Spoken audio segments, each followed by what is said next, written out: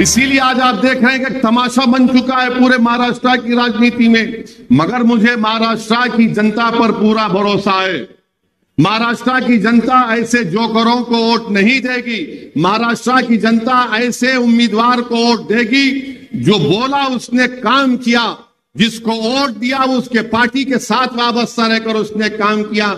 इम्तियाज जलील को आप देखते हैं, दूसरे जो हैं तो ऐसा है कि कभी इधर कुलाटी मार रहे, कभी उधर कुलाटी मार रहे। समझ में नहीं आता कि इन लोगों की कुलाटियों को देखकर बंदर भी शर्मा जाता होगा कि कितने कुलाटी मार लिए लोग, कि कोई पार्टी में कहां पर है नहीं मालूम, इधर टिकट नहीं मिला, उधर गिर गए, उधर नहीं मिला, उधर चले गए। अरे किस्सा क्या है रे भाई, रुक तो जा, कम से कम सोच इन गरीबों का क्या हो रहा। किसान मर रहे हैं, लोग परेशान हैं, महंगाई आसमान को छू रही है, कोई किसी की बात नहीं कर रहा है। करप्शन का स्कैंडल है, वो बोलते मित्रों के पास चले जाओ, उनकी चाय पियो, तुम साफ हो जाते। आखिर कैसा होगा बताइए फिर आप, फिर गरीब किसको वोट दे। और ऊपर से आप देखते हैं कि इलेक्ट्रल बॉन्ड का मसला हो गया। इलेक्ट्रल बॉन्ड निकाले गए, आपको जानकर ताज्जुब होगा, तकलीफ होगी कि 8,000 करोड़ सिर्फ बीजेपी नरेंद्र मोदी को मिले। और मोदी बोलते हैं मैं ना खाऊंगा ना खाने दूंगा। अच्छा ठीक है, नहीं खाए नहीं खाने देंगे अलग बात है। 8,000 करोड़ लेकर जिस किसी ने उनको 8,000 करोड़ दिए, मोदी जी ने उनको डबल में इनाम दिया, कॉन्ट्रैक्ट दे दिया, तू ये कर ले, तू वो कर ले। अरे क्या आप दिल्ली के बादशाह, फरमान जारी करके जागीर बांट रहे, तू एयरपोर्ट ले ले, तू वो स्लम को डेवलप कर ले, तू वो रोड बना दे। और आप जानते हैं अगर कोई बड़ा सेठ किसी सियासतदान को, नेता को पैसे देता है तो अपनी अम्मा के मरने के गम में नहीं देता, अपने बाप के मरने के गम में नहीं देता। वो क्यों देता है पैसे? जब एक हाथ देता है तो बोलता है कि 5 हाथ मेरे को वापस देना। 8,000 करोड़ बीजेपी को मिले, 8,000 करोड़। तो ये हो गई कि आज से 4-5 दिन पहले भारत के प्रधानमंत्री नरेंद्र मोदी भाषण दे रहे थे कि भाइयों बहनों, मछली दिखाई जा रही है, गोश्त दिखाया जा रहा है। अरे मोदी जी, आप गोश्त मछली पे क्यों पे चले गए? तो मैं जवाब देना चाहूंगा। नरेंद्र मोदी की पार्टी को एक बीफ की कंपनी है अलाना ने नरेंद्र मोदी को 10 करोड़ रुपए का इलेक्ट्रल बॉन्ड दिया, 1.5 करोड़ का शिवसेना को दिया। अब किसकी गोश्त की दुकान बंद है महाराष्ट्र में? समझ गए ना आप? किसकी गोश्त की दुकान बंद है? कथिक की और कुरैशियों की। ऊपर से 10 करोड़ गोश्त की कंपनी से ले लिया, मां गपागप खा ले रहे, और गरीब की दुकान खोलने नहीं दे रहे। अब वो गरीब दिन में 100-200 रुपये कमा कर घर को जाता था, मगर मोदी जी क्या बोलते? ना खाऊंगा ना खाने दूंगा, मगर इलेक्ट्रल बॉन्ड देंगे तो तुमको पूरा महाराष्ट्र कुर्बान कर दूंगा। अब बताओ क्या होगा? ये राजनीति ऐसे चलेगी? 8,000 करोड़ बीजेपी को, 1,400 करोड़ कांग्रेस को, 1,300 करोड़ टीएमसी को, 1,100 करोड़ टीआरएस को, राष्ट्रवादी कांग्रेस को भी मिले। ये पूरे हम्माम में नंगे हैं, याद रखो आप। एक हम्माम में ये पूरे नंगे। अगर किसी को भी इलेक्ट्रल बॉन्ड नहीं मिला तो बी टीम को नहीं मिला। हमको गाली देते हम बी टीम है। अगर मैं बी टीम हो तो कुछ तो मिलना चाहिए था ना। लॉलीपॉप नहीं दिए मेरे को, लॉलीपॉप नहीं हमको। इनको 5,000 करोड़ बाबा की जागीर है, लूट के जा रहे हैं और बोलते हम ओवैसी बी टीम है, वोट काटता है। अरे भाई, मैं इलेक्शन चुनाव लड़ता हूं, सबके सामने आके लड़ता हूं, बगैर किसी से डरे लड़ता हूं। मेरी जान पर कई मर्तबा हमला हुआ, गाड़ी पर गोलियां चली, मगर हम बिकने वाले नहीं हैं दौलत के आगे। ना हम दौलत के आगे बिकने वाले हैं, ना हम ताकत के आगे झुकने वाले हैं। ये मायम पार्टी है। और दूसरे देखे तो आप सब बिक गए, उन्होंने खरीद रहे, सेठ साहब खरीद रहे, ले कितना लेता ले, बोल लगा तेरी बोली कितनी है बोल। राज हो रहा है पॉलिटिशियंस का इलेक्ट्रल बॉन्ड के नाम पर। सब लोग अपना जमीर बेच चुके हैं। और जब आकर ये लोग गरीबों की बात करते हैं तो उनको आईने में जाकर अपना चेहरा देखना पड़ेगा कि तुम क्या गरीबों से मोहब्बत करते, जब उनका खून चूसने वालों से तुम पैसे ले रहे हो।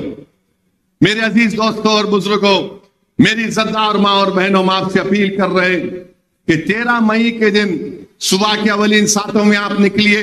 अच्छा, बीजेपी, राष्ट्रवादी कांग्रेस, शिवसेना एक बात बोलते, 370 निकाल दिए, चलिए अच्छा करा, निकाल दिया। मेरे एक सवाल का जवाब दो, 370 के बाद क्या आता? 371 आता है ना। महाराष्ट्र में मराठवाड़ा रीजनल बोर्ड है, हमारे जर्नलिस्ट लोग हैं, 2020 से बोर्ड नहीं है, 2020 से चेयरमैन नहीं है, मगर 370 निकाले। अरे जो रीजनल बोर्ड मराठवाड़ा के डेवलपमेंट के लिए बनाया गया वो कहां गया? उसके मेंबर कहां गए? उसका चेयरमैन कहां गया? उसका पैसा कहां गया? अरे उद्धव ठाकरे, तुम मुख्यमंत्री, तुम्हारे राइट हैंड पे उस वक्त अशोक राव थे, अब बीजेपी में चले गए, लेफ्ट हैंड पे अजीत पवार थे, अब उधर भाग गए। तो 371 के तहत मराठवाड़ा विदर्भा का रीजनल बोर्ड क्या हुआ? एक मेंबर नहीं है, चेयरमैन नहीं है, 2-2 साल हो गए, 3 साल हो गए, उसका पता ही नहीं है, मगर सब बोलते 370। 371 का क्या होगा बताओ? 371 अगर रीजनल बोर्ड रहेगा तो आप फैसला करेंगे कि मराठवाड़ा का पैसा कहां पर खर्चा होगा। ये इनकी राजनीति है। इसीलिए कह रहा हूं, इस हम्माम में सब नंगे, मराठवाड़ा का रीजनल बोर्ड, विदर्भा का रीजनल बोर्ड, मगर सब बोलते जय महाराष्ट्र। अरे जय महाराष्ट्र बोले तो फिर 371 का क्या होगा?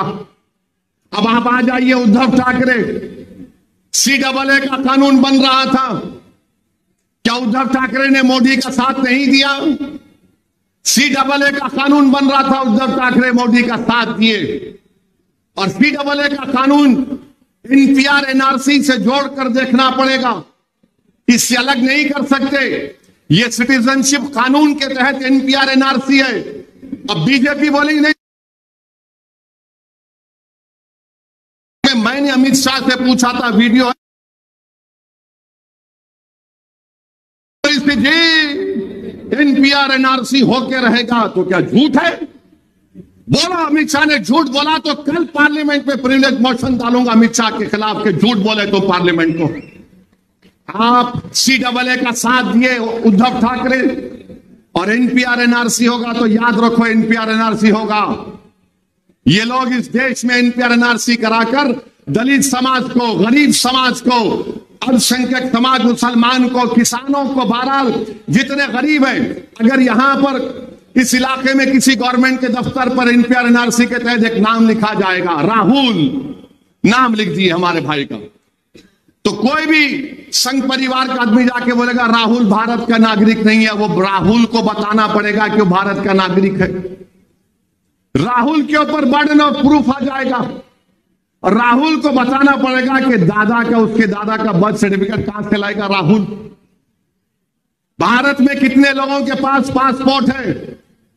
6 या 7% लोगों के लिए पासपोर्ट है, और आप समझते आधार कार्ड सिटीजनशिप का प्रूफ है? नहीं, आधार कार्ड के पीछे लिखा हुआ है कि ये भारत की सिटीजनशिप का प्रूफ नहीं है। वोटर लिस्ट में नाम सिटीजनशिप का प्रूफ नहीं है। CAA की तारीफ उद्धव ठाकरे ने किया, उद्धव ठाकरे आके बोल रहे मैं सेक्युलर हो गया। ये कैसे सेक्युलर हो गए भाई आप? कहां से सेक्युलर हो गए आप? और कांग्रेस, राष्ट्रवादी, शरद पवार की उनके साथ बैठी हुई है, चीचा एक तरफ, भतीजा एक तरफ। अरे सबको बेवकूफ बना रहे हैं लोग, अंकल एक तरफ, उन्होंने एक तरफ, और गाली किसको दे रहे? पूरे मिलके। बीजेपी बोलती है आतंकवादियों का साथी है, हम भी टीम है। ट्रिपल तलाक का मसला है, उद्धव ठाकरे साथ दिए बीजेपी का। ट्रिपल तलाक का कानून मोदी जी बोलते मुस्लिम महिलाओं के लिए बड़ा इंसाफ की बात है, इंसाफ की बात नहीं, ना इंसाफी की बात है। अगर कोई मुस्लिम महिला को कोई मुसलमान ट्रिपल तलाक देता है तो मैं कहा हूं गुनाहगार है, वो गुनाहगार है, मगर जो वो देता है, अब उस औरत को बताना पड़ेगा कोर्ट को जाकर के ये पागल बेवकूफ ने मुझे ट्रिपल तलाक दिया। कौन जाकर उसकी ताईद में कोर्ट में खड़े रहेगा? अच्छा, मोदी जी को अब हम मोदी जी नहीं बोलेंगे, उनको अल्लामा फजीलतुल शेख मोदी बोलेंगे। क्यों बोलेंगे? जेल में कोई गया तो मोदी जी बोले तू जेल में जाएगा तो अपनी बीवी को पैसा भिजाना। अबे जेल में कौन देगा पैसे? मोदी जी बोल रहे दिमाग में आ गया, साइंटिस्ट है वो। अब मोदी जी बोल रहे कि वो ट्रिपल तलाक देता तो शादी नहीं टूटती। जब शादी नहीं टूटती तो गुनाह किस बात का, केस किस बात का? और मोदी जी इनके आंसुओं को देखकर इम्तियाज जलील की आंख में आंसू आ गए। ये होना चाहिए, जो आपका एमपी होता है उसमें दर्द होना चाहिए, तकलीफ को महसूस करने का एक सलीका होना चाहिए। अरे ये तमाम लोग सिर्फ आपके वोट के भूखे हैं। इनको अगर 5 करोड़ का इलेक्ट्रल बॉन्ड कोई देगा तो अपना जमीर बेच देंगे, सब बेच देंगे अपने आप का। मगर इम्तियाज जलील रुका नहीं, झुका नहीं। और आज आदर्श वालों की लड़ाई इम्तियाज जलील लड़ रहा है मेरे भाई। अगर आपने अभी तक हमारा चैनल सब्सक्राइब नहीं किया तो अभी सब्सक्राइब करें और बेल आइकॉन को क्लिक करके हमारी लेटेस्ट वीडियोस के बारे में अपडेट जानें।